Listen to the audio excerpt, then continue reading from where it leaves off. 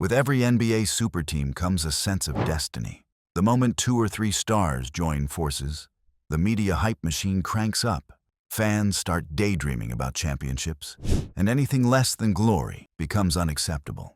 That's the double-edged sword of creating a superteam. The bar is set impossibly high, and when things don't go according to plan, the collapse is remembered just as much, if not more, than the rise. Some teams fell short in heartbreaking fashion. Others never even got out of the gate. But all of them share the same legacy, being labeled disappointments. So today, let's relive the 10 most underwhelming superteams in NBA history and ask ourselves, which one truly deserves the crown of failure? The story begins with one of the first real attempts to stack the deck. In 1969, Wilt Chamberlain left Philadelphia to join forces with Jerry West and Elgin Baylor on the Los Angeles Lakers. Wilt was still a force of nature in the paint. Jerry West was one of the most lethal scorers the game had ever seen, and Elgin Baylor was still regarded as the league's most complete forward. On paper, this was a dynasty waiting to happen. The trio had all been perennial all-stars, MVP candidates, and icons of the era. But what brought them together wasn't just the allure of Hollywood. It was the frustration of constantly losing to the Boston Celtics. Baylor had been to the finals 6 times without a ring. West had suffered the same fate 5 times, and Wilt himself had been bounced by Bill Russell more than once. This was supposed to be the team that finally ended Boston's reign. But destiny had other plans. In the 1969 finals, the Lakers had the Celtics right where they wanted them. Up 3-2 in the series, Los Angeles prepared to celebrate. They even stuffed balloons into the rafters of the Forum, ready to drop the second the clock hit 0. But the Celtics heard about it, and Bill Russell used it as fuel. Boston stormed into Los Angeles for Game 7 and stunned the Lakers. Jerry West was so brilliant that he won Finals MVP despite losing. But Wilt was benched late after clashing with coach Butch Van Breda Kolff, and Baylor looked exhausted. The balloons never fell. That Lakers squad, one of the first great super teams, became a lesson that big names don't guarantee titles. Fast forward to the late 1990s, and another team assembled a roster that looked like a cheat code. The 1996-97 Houston Rockets had Clyde Drexler, Charles Barkley, and Hakeem Olajuwon, all Hall of Famers, all still highly respected. Hakeem was fresh off back-to-back titles earlier in the decade. Drexler had been an elite scorer for years, and Barkley was desperate to add a ring to his legendary resume. The Rockets were instantly seen as a juggernaut, but their lack of depth and age began to show. They made a push to the Western Conference Finals, but John Stockton ripped their hearts out with one of the most iconic shots in NBA history, sending the Utah Jazz to the finals instead. That moment was the Rockets' peak, and by the following season, injuries and time caught up with them. Despite having 3 icons, the team faded quickly into irrelevance. In the early 2000s, another attempt at creating a super team went south in spectacular fashion. The 2003-04 Los Angeles Lakers had Kobe Bryant and Shaquille O'Neal in their prime, but that wasn't enough. They added Karl Malone, the second leading scorer in NBA history, and Gary Payton, a 9-time All-Star and one of the fiercest defenders ever. The lineup looked unfair.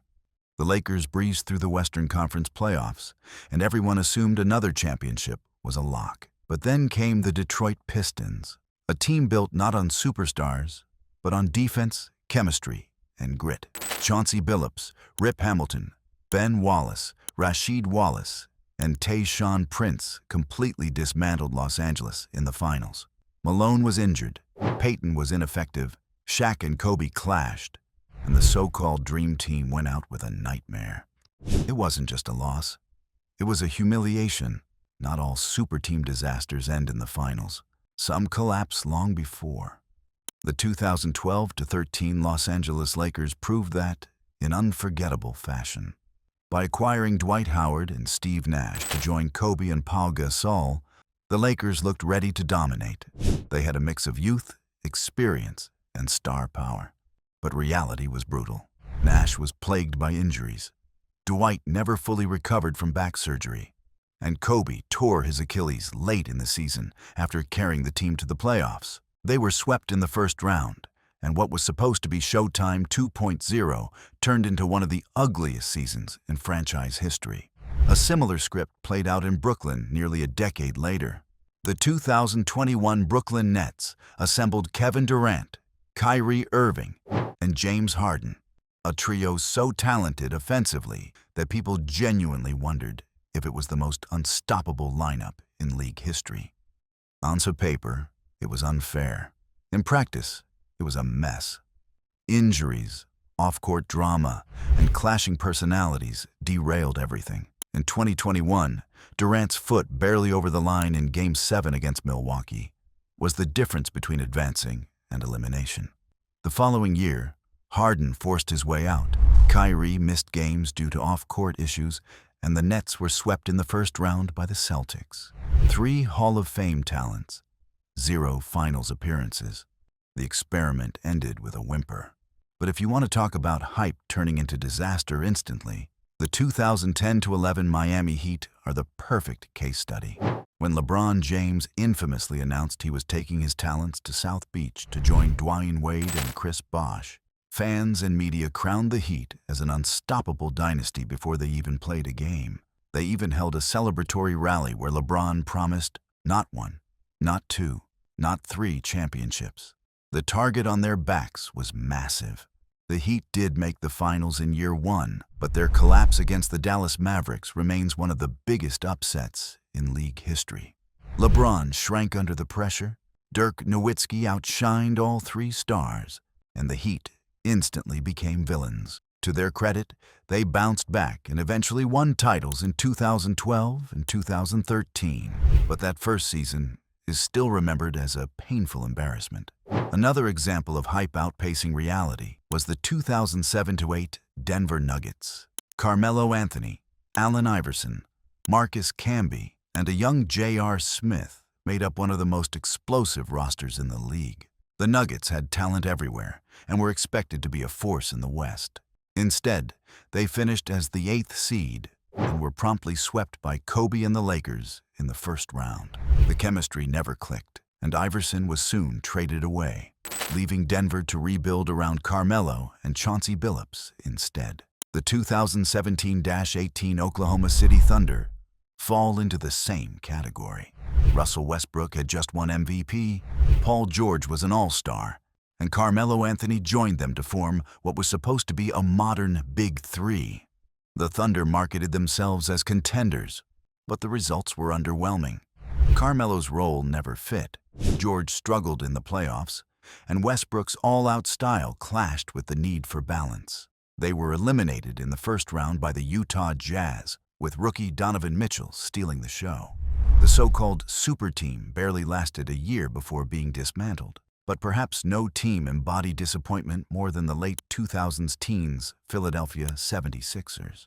With Joel Embiid, Ben Simmons, Jimmy Butler, and Tobias Harris, this roster was stacked with all-star level talent. They were dubbed the process come to life, and yet they never made it past the second round. Their most famous moment? Kawhi Leonard's buzzer beater in Game 7 of the 2019 playoffs that bounced 4 times on the rim before going in.